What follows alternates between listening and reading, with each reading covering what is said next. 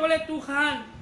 Dalam kitab Nahum ini kita melihat bahwa Nahum menggambarkan Tuhan, menyampaikan kepribadian Tuhan, bahwa Tuhan itu dia benar-benar adil. Tuhan itu benar-benar menyatakan hukuman bagi setiap orang-orang, bagi setiap bangsa-bangsa yang tidak setia, yang tidak taat kepadanya. Tuhan itu benar-benar menyatakan hukuman. Secara khusus dalam hal ini adalah kepada bangsa Asyur.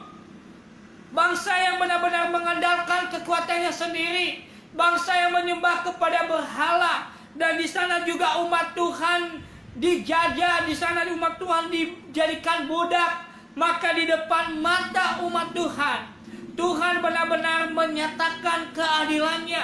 Tuhan benar-benar menyatakan hukuman bagi bangsa yang benar-benar menganggap dirinya hebat, bagi bangsa yang benar-benar menganggap dirinya terhebat dari bangsa yang lain.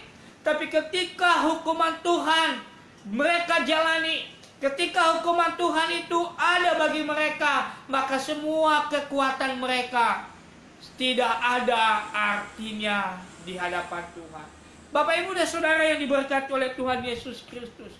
Tetapi Tuhan itu juga baik, kata Nahum. Selain Tuhan itu dia melaksanakan hukuman.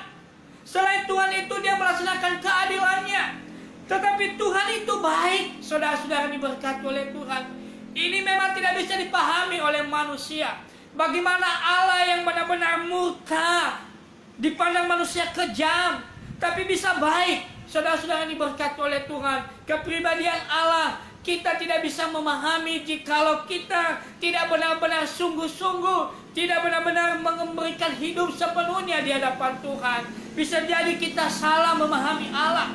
Allah yang murka, Allah yang tidak ada keadilan, Allah yang hanya menghukum.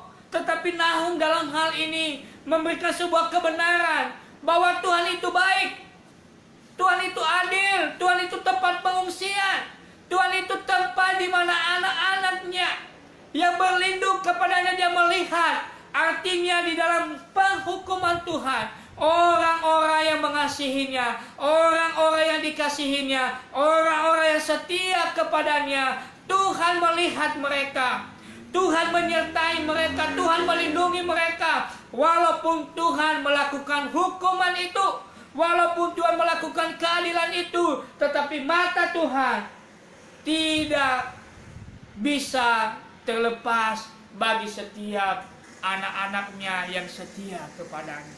Oleh sebab itu Bapak Ibu Saudara yang diberkati oleh Tuhan, ini menjadi kabar baik bagi kita.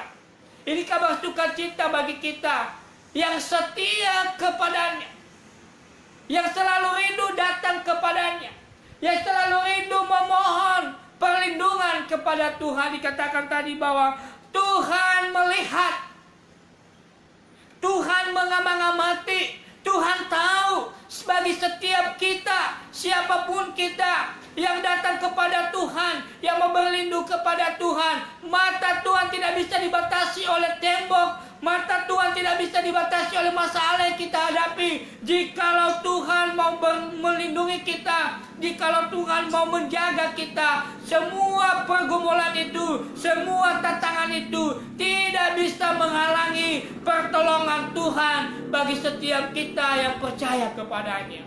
Saudara-saudara yang diberkati oleh Tuhan Yesus Kristus, inilah menjadi kabar sukacita bagi saya dan Bapak Ibu.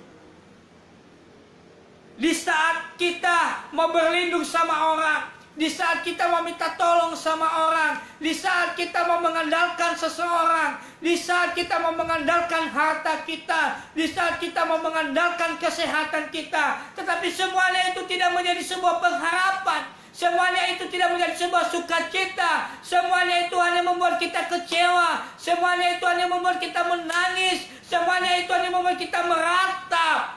Karena kenapa? Apa yang kita andalkan itu, apa yang kita banggakan itu ternyata tidak